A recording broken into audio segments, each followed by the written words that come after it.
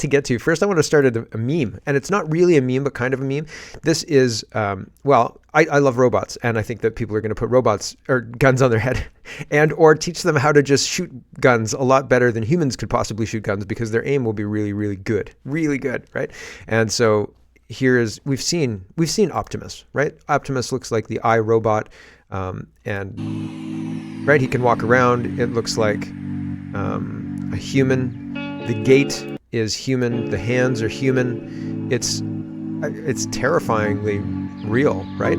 Could you imagine if this thing was coming after Sarah Connor, right? And so in this meme, in 1984, Terminator was released. In this scene here that I'm going to show you, Kyle Reese just got finished explaining to Sarah Connor what a Terminator is, essentially what I just showed you, right? The Tesla bot, except with a murderous tilt. And she says, get real. Stuff like that doesn't exist. And what does he say? Here we go. Look, I am not stupid, you know. They cannot make things like that yet. Not yet. Not for about 40 years. Right? 40 years. I'm 42 years old. I was born in 1981. The movie was released in 1984, right? And 2024 is 40 years ago, right? I mean, coincidences. It could just be all a coincidence. What a crazy coincidence, right? Yikes. Inside Paper. Let's talk about money and BRICS and all the rest. Inside Paper says, just in, Saudi Arabia officially joins BRICS bloc, state TV. So they're reporting that January 2nd, yesterday, 2024. And why is this a big deal? And this is September 2023. Saudis flirt with de-dollarization, get Washington's attention. The two countries have an implicit understanding. So the reason for this, I was looking for history, but basically the U.S. promised to protect Saudi Arabia militarily if they just dealt in U.S. dollars for the oil trade. And so that would mean that everybody would have to hold U.S. dollars. If you wanted to buy oil from Saudi Arabia, and a lot of people do, then you had to hold U.S. dollars. So everybody holds U.S. dollars to buy oil in Saudi Arabian, or from Saudi Arabia in USD. And them joining BRICS is signaling that that agreement is done. And that's a big deal, because that means that countries don't need to hold USD anymore. And countries are openly talking about de-dollar, right? De-dollarization. People are even joking about it in conferences and things like that. Like, you won't have to hold US dollar for much longer, ha ha ha. And that's it. And that was happening spring of 2023. And I thought it was shocking then, because you would imagine that every bureaucrat in Washington gets on the phone to make sure, to the people at Saudi Arabia who they talk to about this kind of stuff, to make sure that, you know, we're strong allies and blah, blah, blah, blah, blah. If the U.S. loses reserve currency status, that probably signals a big change in things, right? Across the West, right? But specifically U.S. and Canada. So very interesting stuff happening. It looks like this historical implicit understanding might be changing. But this is what this article says. It says the two countries have an implicit understanding for decades that in return for U.S. military and security support, Saudi Arabia would use the U.S. dollar as the standard currency for oil sales, forcing everybody to hold USD. And if they don't have to do that anymore, well, that's a big shift, right? And it seems like that's what's going on. This is an article published last year, right? We're 2024 now, so this is January 19th, 2023. And they're talking about basically this, right? Should Saudi Arabia choose to use other currencies, including its own, to progress with specific trade partners, then it would be joining the likes of India, Iran, Turkey, China, and Russia. In doing so, Saudi Arabia is following an increasing trend of hedging against U.S. dollar use in trade amidst alarm at Washington's use of the currency as a trade sanction weapon and concern that the U.S. monitoring systems via SWIFT is both too intrusive and expensive. U.S. correspondent banks charge a fee while being wary that their own countries could be subject to sanctions at a later date should their trade development policies not fit in with U.S. foreign policy aims. So I think what's going on here is exactly what Russia was planning not exactly what Russia was planning, but once the Ukraine thing went sideways, instead of militarily responding in Ukraine or instead of declaring military war against the United States or anything like that, they just put this together to completely take out the foundation of the US's power, which is the U.S. reserve, like U.S. being the reserve currency.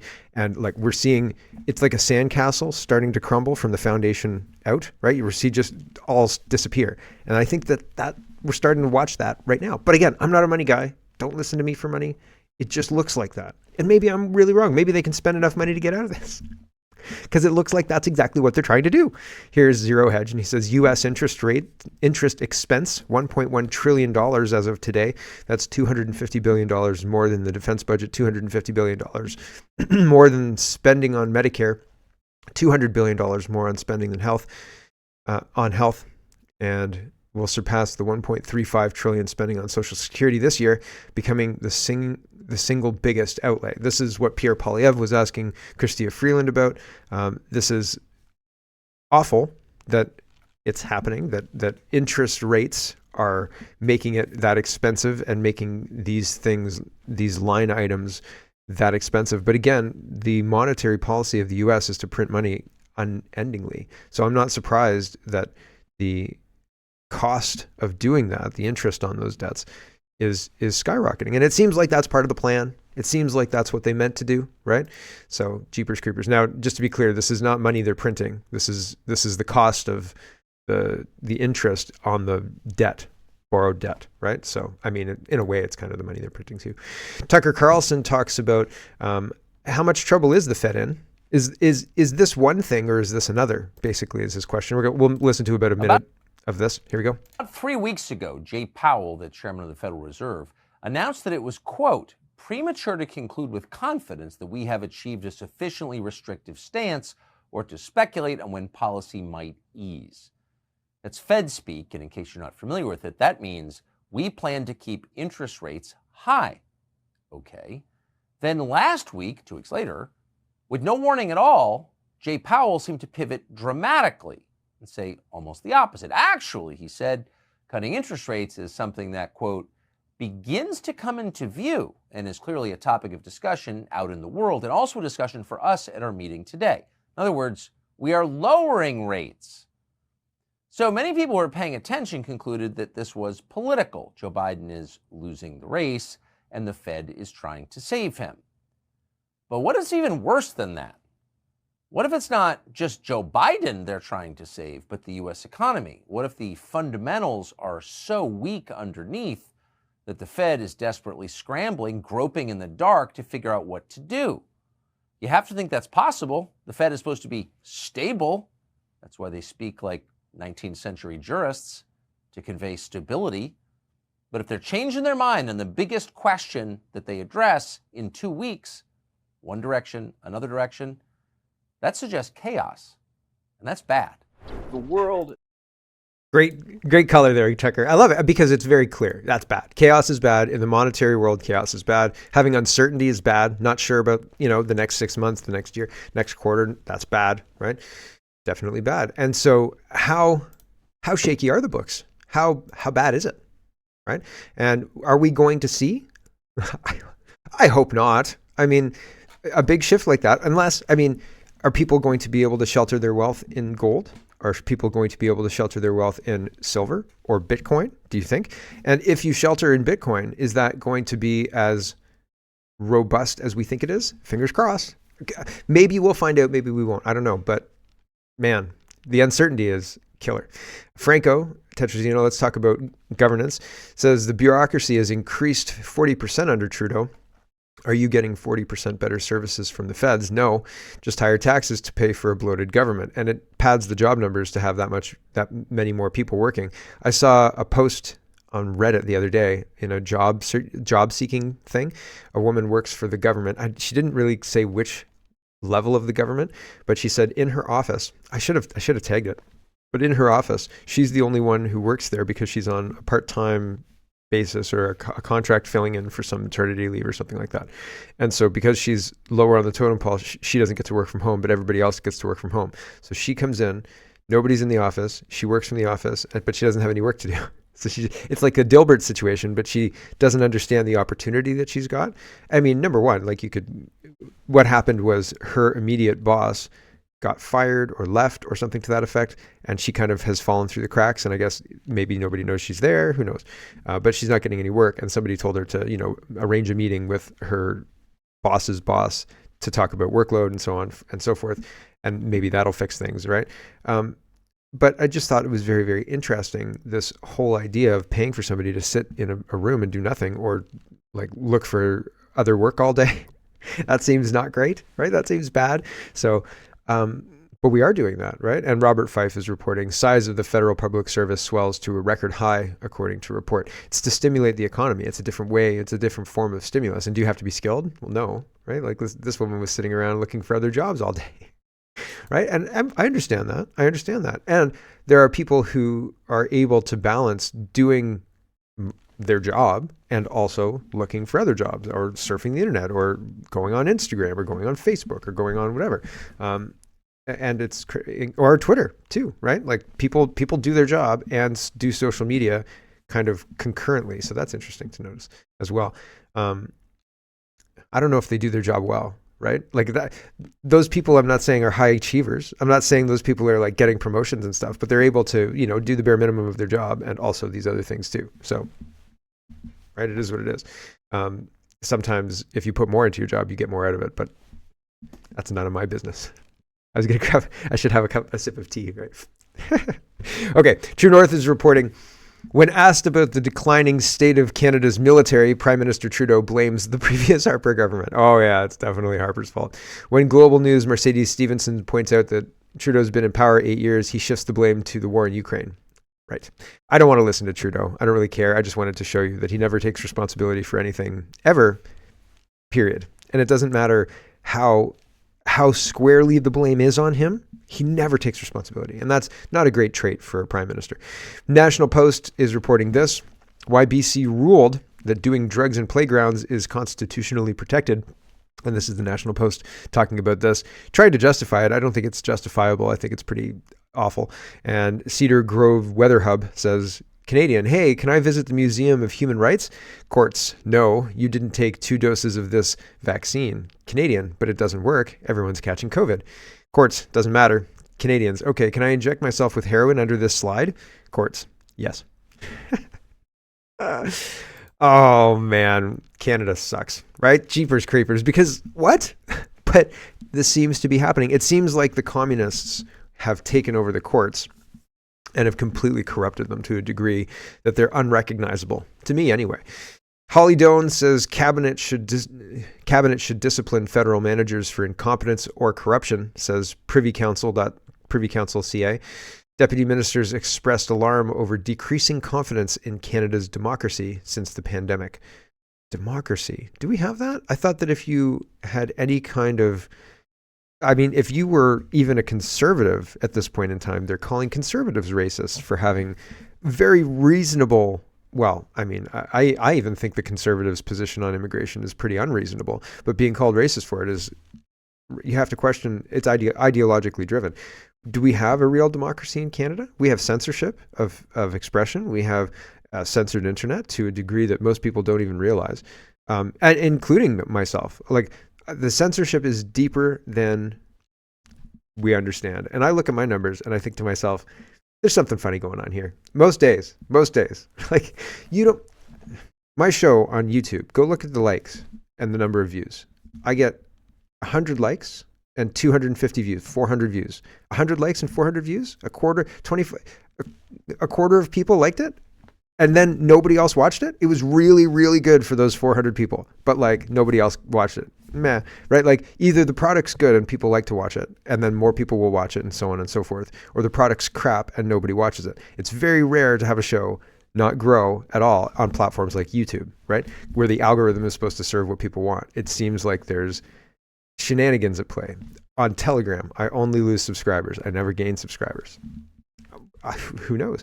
On X, if I post a video, videos disappear from my timeline. You can't find them from my timeline. There's no good video interface on X, but fundamentally, the video just doesn't exist on the timeline. If you scroll down my timeline looking for a video, sometimes they're there, sometimes they're not, but most of the time, after a certain amount of time, they're just gone.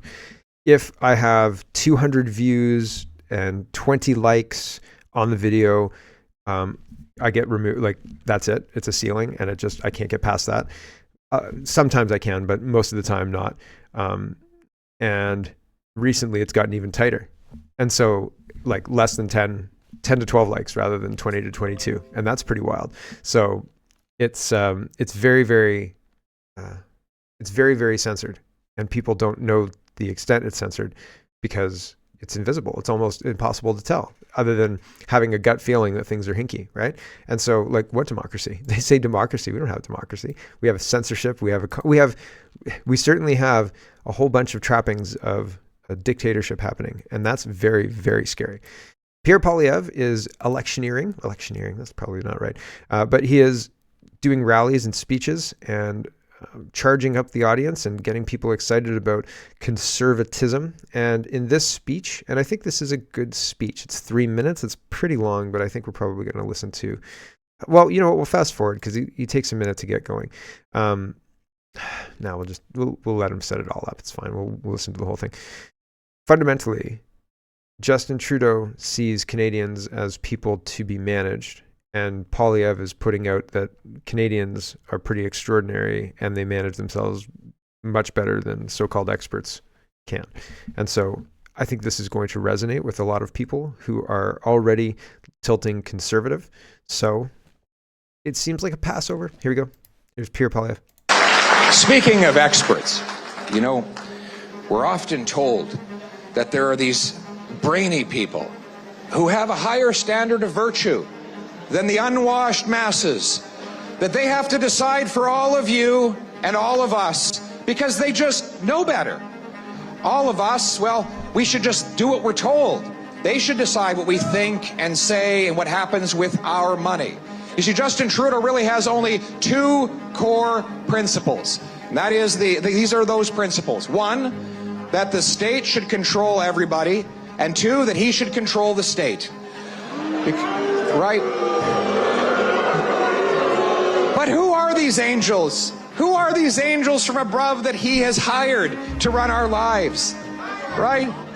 They are basically people who want to control the decisions that should rest in the hand of everyday people. But how can we be sure that the people are wise and virtuous enough to decide for themselves? Aren't they just ordinary people?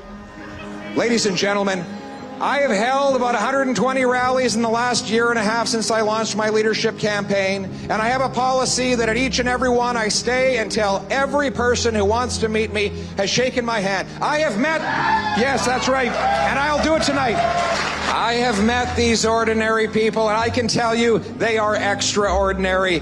The waitress who balances 12 plates on a tray, serves 12 tough customers at once, works a double shift, and comes home with enough energy to teach her kids math and balances her budget on a minimum wage salary. She is not ordinary. She is extraordinary. The farmer who masters the sciences of sky and soil to bring food from his field to your fork is not ordinary. He is extraordinary.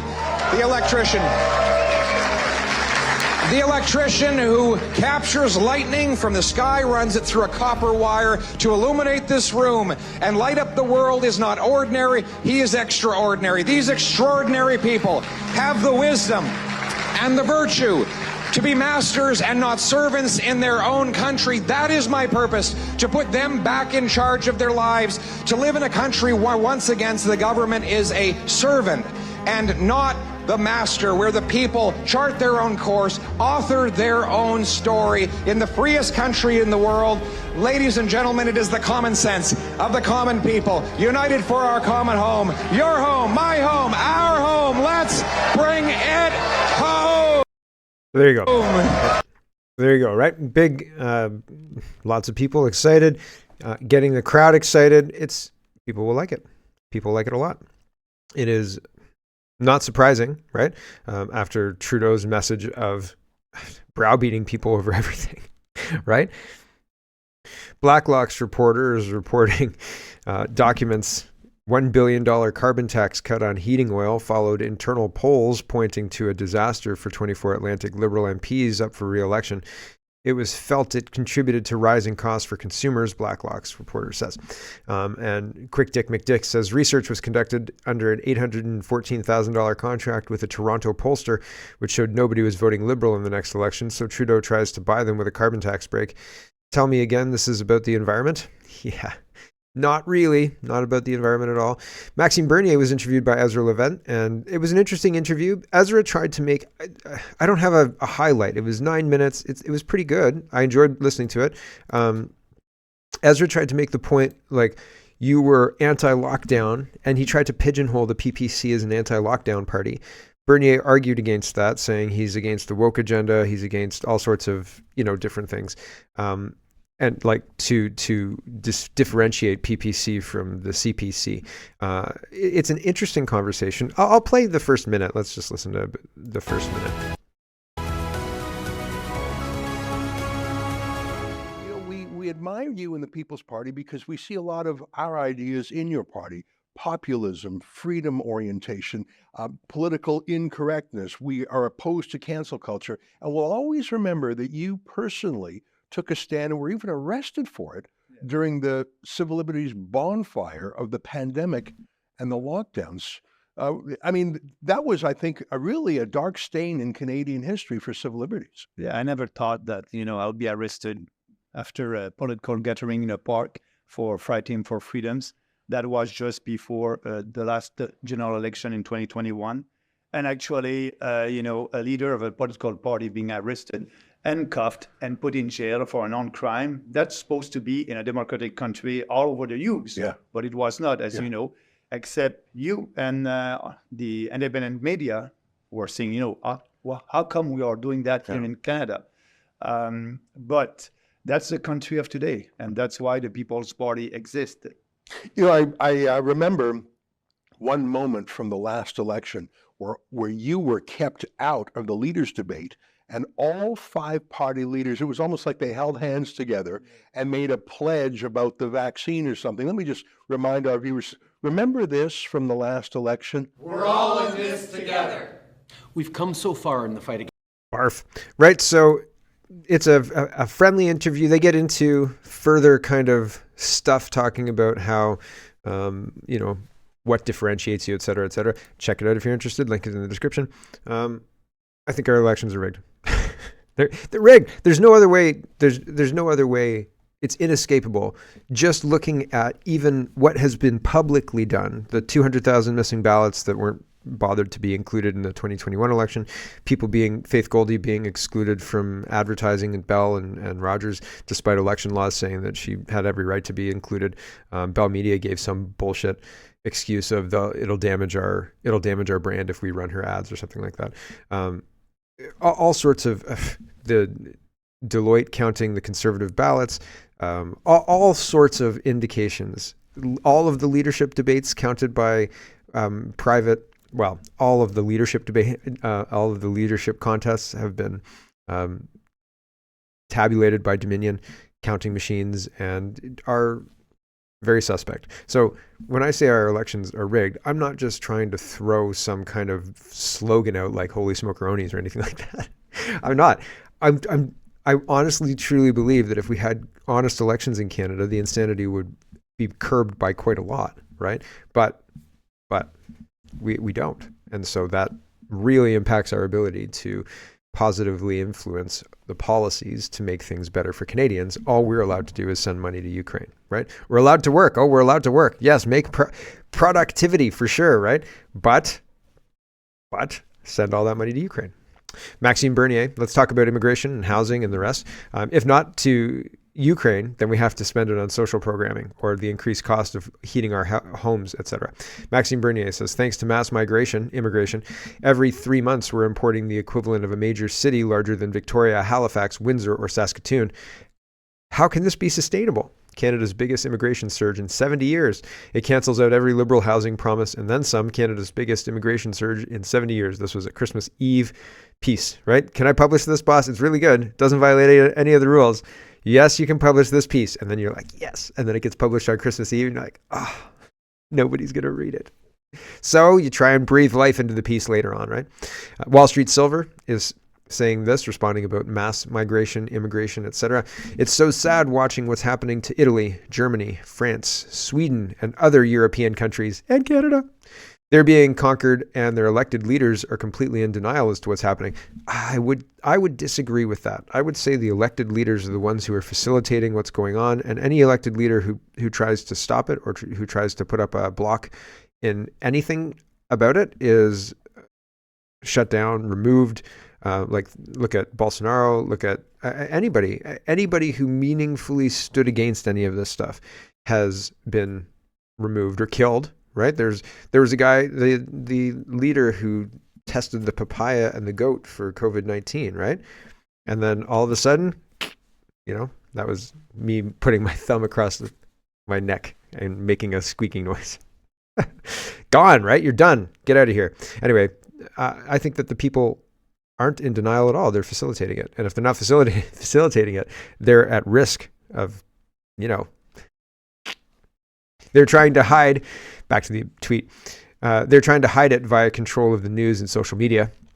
I was just talking about that. Mass deportations need to happen to avoid a civil war. And Radio Genoa says, when Egyptians gather in Italy, they must devastate world, ruin world, says Muslim immigrant in Milan.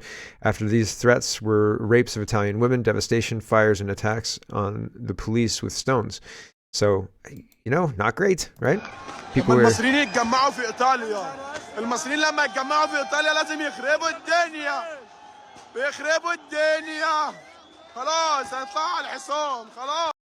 So that was possibly a translation of what he was saying in the video. Crazy stuff, right? Wild. Here's more.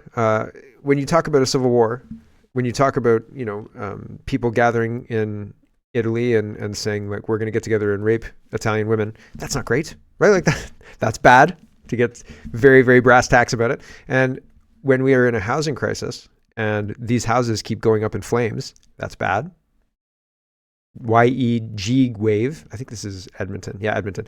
Brand new unoccupied homes in various Edmonton neighborhoods are being deliberately set ablaze in what appears to be an extortion scheme, according to sources. Since November 1st, Edmonton Fire Rescue Services has reported 9 fires involving new or under construction residential structures, with 3 of them occurring in the past week alone. Builders, predominantly from the South Asian community, have reportedly received extortion demands and threats through WhatsApp phone calls and other social media programs. When builders refuse to comply with monetary demands, their properties are targeted and set on fire.